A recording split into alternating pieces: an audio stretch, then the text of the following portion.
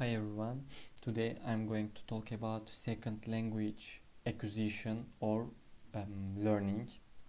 Let's start with second language learning. Uh, Second language learning (CLL) is concerned with the process and study of how people acquire a second language, which is often referred to as L2 or target language as opposed to L1. Acquisition and learning, these two terms are different from each other. Acquisition, gradual acquisition. In acquisition, there is a gradual development. It happens naturally. It happens through interaction with ones who are native speakers. In acquisition, focus is on meaningful communication, not on grammatical forms. But when we look at learning, there is a conscious process. Grammar, vocabulary, and rules are learned in controlled manner. But in acquisition, there is no grammatical forms. It happens in schools, colleagues, and so on. But acquisition happens naturally. Activities and methods are designed. Focus is on grammar. These two terms is different from each other, as I said before. Acquisition barriers. Language barriers are any barrier in communication between individuals that hinders understanding. An example would be a native English speaker communicating with someone with less proficiency. For example, as a result, it can be observed how they perceive themselves and how their peers see them in academic classroom. There are two factors. First one is age factor, the second one is affective factor. Age factor is really important in CLL. There's a critical period for language acquisition. After that, time has passed, after that this critical period has passed, language learning will really become difficult. For example, there's an optimum age for learning.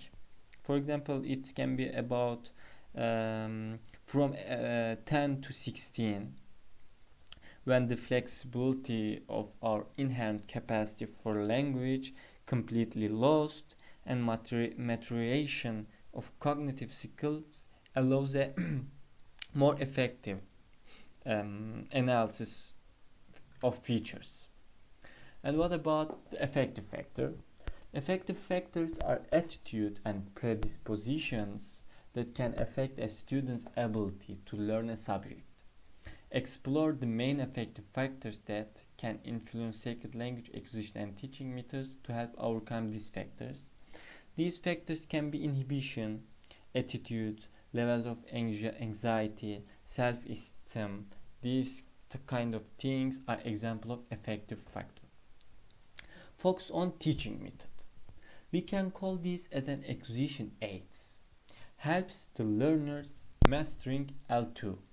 Some approaches were designed to introduce L2 which have been used. For example, the grammar translation method, the audiolingual method, communicative approaches like that.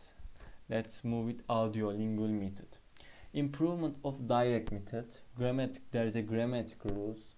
There is an oral based approach and a lot of repetition drills. It emphasized spoken language.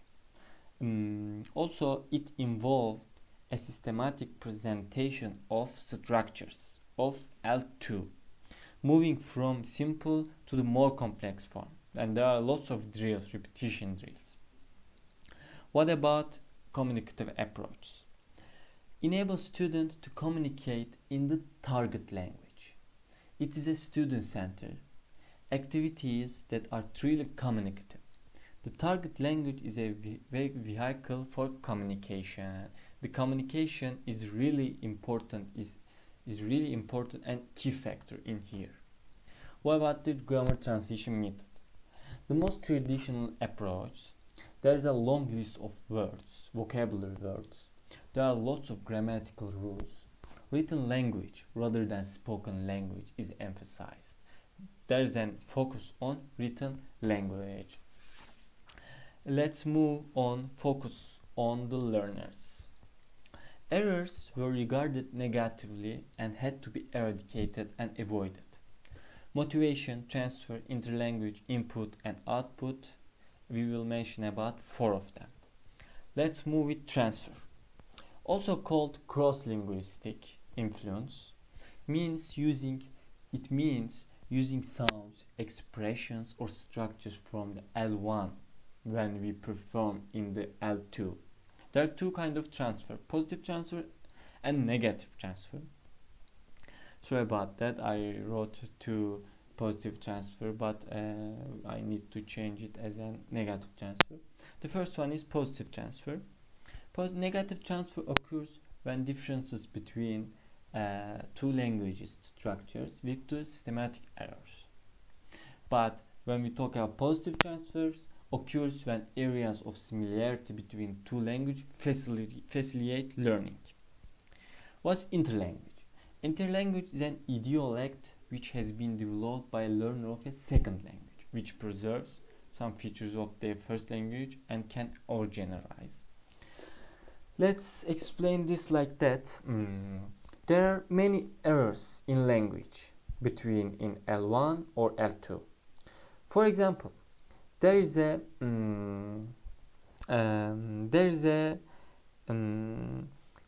mistake in language that cannot say it in English. There's, for example, I'm a Turkish and I use sentences that is suitable for Turkish language, but this is not suitable in English language, and this is said in their language. This is called interlanguage. What about motivation? The motivation to learn is important. There are two kinds of motivations. Instrumental motivation.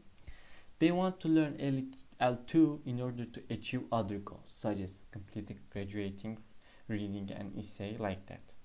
What about the second one? Integrative motivation.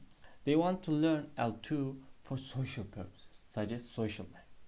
What about input and output? Receiving input, hearing L2, and producing output, speaking the L2. The term input is used as in L1 acquisition to describe the language that the learner is exposed to.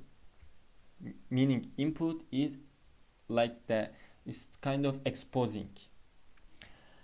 But for L2 learning, the input has to be comprehensible, more complex, because we cannot process what we understand.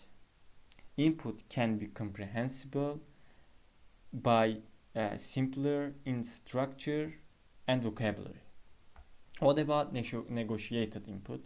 Negotiated input, it is a request for clarification on what is said. It's a clarification. Communicative competence.